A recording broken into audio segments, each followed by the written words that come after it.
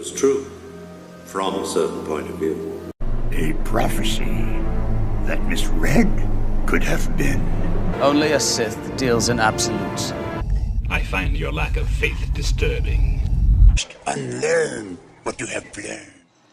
Hey there, fellow Jedis and Padawans. This is Jason from Star Wars and Philosophy, and today I have got a theory for you. What if the key to Rey and her Force sensitivity was right in front of our faces at the beginning of The Force Awakens, but we didn't notice it because it was contained in a character who was gone within the first 5 minutes? So, before we get into that, which has spoilers, while those of you who want to be spoiler-free go to something else, I just want to say if you are new to this channel, please subscribe to this channel and give a thumbs up. And those of you who know how YouTube works, you know that when you do that, it helps to support the channel. Thank you so much. Now that all those spoiler people are gone, let's get into this. I want to talk today about Lor San Tekka. And if that name doesn't sound familiar, it's because it was never said in The Force Awakens, but it was said in the novelization. It was said in the visual dictionary for The Force Awakens. But in Before the Awakening, it was mentioned. And you can find information like I did this morning on Wikipedia. Because a thought occurred to me at what if Lor San Tekka is the key to Rey and her Force sensitivity. All of those Force powers that Rey seems to have, that everyone calls her a Mary Sue and all this kind of stuff, and wonders, is this evidence that she's a Skywalker or Kenobi or whatever? Fill in the blank. I'm going to propose a different Rey theory to you, and that is, what if Lor San Tekka is the key to Rey's Force sensitivity? Now, I'm not necessarily proposing that she is his daughter, but I am proposing that Lor San Tekka is the Obi-Wan Kenobi to Rey as he was to Luke in the original trilogy. So, let's just think for a second. Lor San Tekka, he's gone in the first 5 minutes, but what we know about him is that Poe Dameron was on Jakku because of Lor San Tekka, and because he believed he had the map. He actually was searching for him for quite a long time. Kylo Ren was on Jakku because of Lor San Tekka and the map. And of course, the map, which then goes into, which was the key to finding Luke Skywalker, was Lor San Tekka. And then you got Finn. When did Finn defect? On Jakku. Why were they in Jakku? Lor San Tekka. And then you've got Rey. How does Rey come in? Because BB-8 finds her. What did BB-8 have? The map that was given to it by Poe, who was given the map by Lor San Tekka. So you get where I'm going. This guy was actually way more important, and it seems that Disney and Lucasfilm, they're trying to go the route of mystery, and they're hiding the mystery sometimes right in front of our noses, but yet we don't get it. And I haven't even found anybody who is proposing what I am about to propose to you. So, who is this guy? He was a member of the Church of the Force, which that connects back to Rogue One, because now we got, all these other Force-sensitive groups and Force religions, the Church of the Force, the Guardians of the Wills, which introduces in the Journal of the Wills, which is going to be key, I believe, to Episode 8. And so he is not Force sensitive, but Force sensitivity, canon-wise, has to do with midichlorians. And so if a person has a high midichlorian count, they call him Force sensitive. But that does not mean that he was not able to take advantage of the Force, that wasn't knowledgeable in the Force. And one particular area I'm going to propose to you that in a minute. But he was a researcher of religious artifacts, and he had this chain of wisdom that he would wear around him, and he was a friend of Luke. Luke was searching for the earliest Jedi temples and earliest Jedi relics and more information about the Jedi. Lor San Tekka was very crucial to Luke finding a lot of those things, and that's why he had the key to the map to finding him. They were good friends. Okay, and then so the connection to Jeddah, and he also was a part of this Kresh cult, which I'm going to make another video about.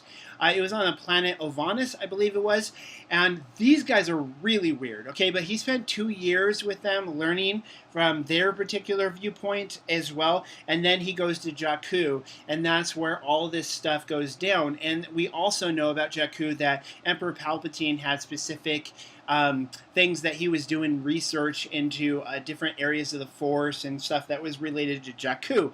But guess who else was on Jakku? Rey. And why did Lor San Tekka specifically go to Jakku? I would propose he is the Obi-Wan Kenobi figure to Rey in The Force Awakens. Now, some have made the mistake in thinking that's Han Solo. Now, I think it's Lor San Tekka, and here's why. Okay, many have made the comparison between Episode 7 and A New Hope, and some were even really annoyed because they felt like they were watching A New Hope all over again. Okay, you had a lot of the same themes that went down, and the first time I watched it, I thought the same thing too. But the more I've gotten into it, the more I appreciate what they're doing.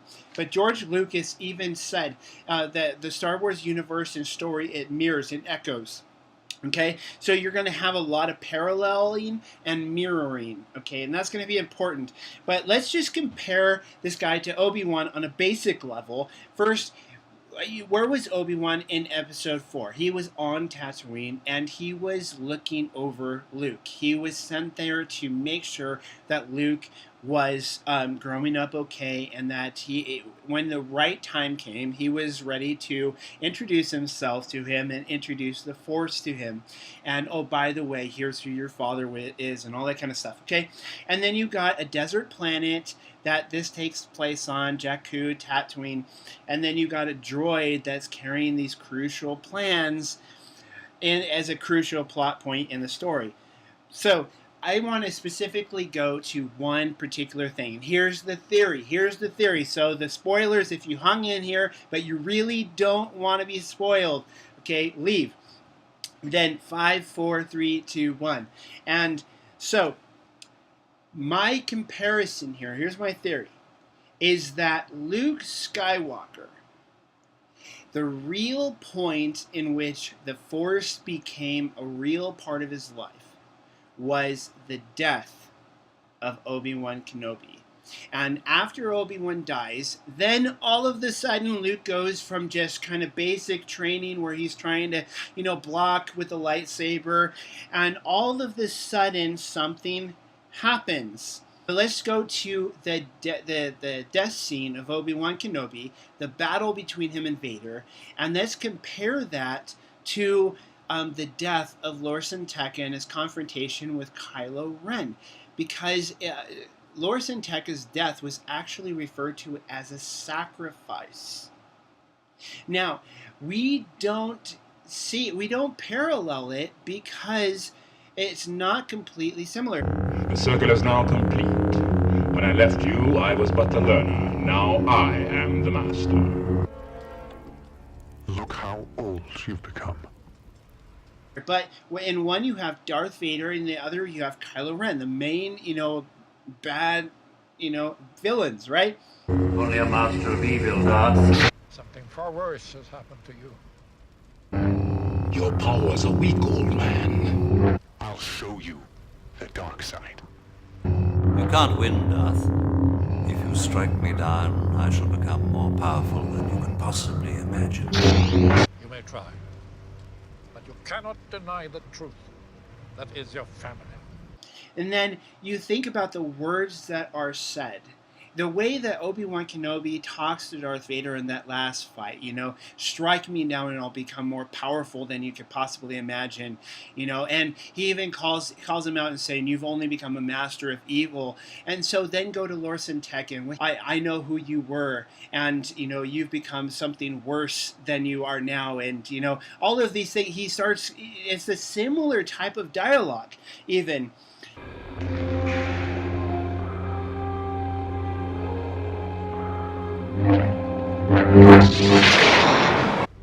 You are so right.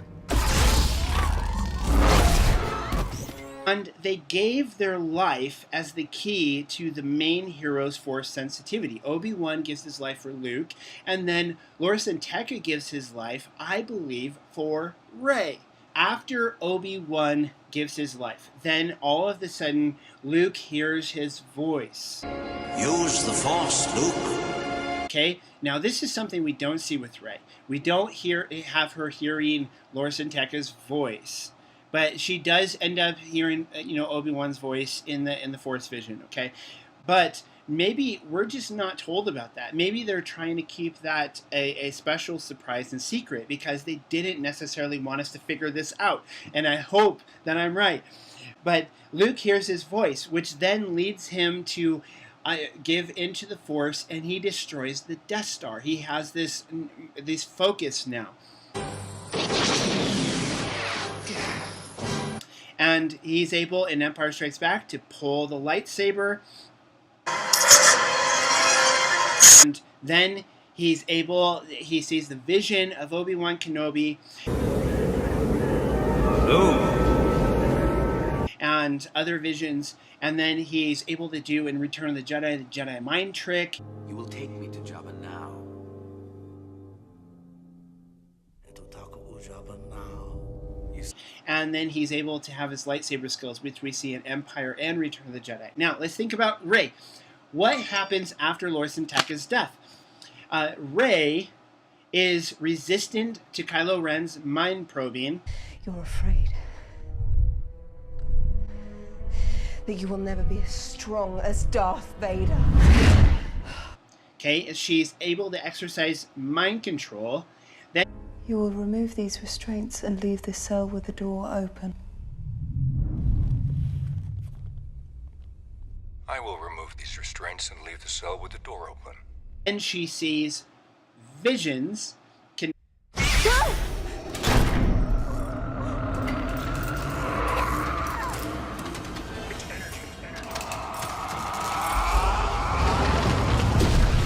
Okay, and then she's able to pull the lightsaber from the snow. And she has lightsaber skills, which she defeats Kylo Ren with. And so, I want to know what you think about this theory. Is Lor San Tekka more important than we thought in The Force Awakens? Is he actually the key to Rey's Force sensitivity in The Force Awakens and moving forward? And what do you think the role is? Do you expect that maybe we might see a Force ghost of Lor San Tekka, or we might hear his voice guiding Rey in the future? I'd love to hear your comments down below. And by all means, this is a new theory as far as I can tell. Please share this with others. Let the Star Wars community in on the conversation.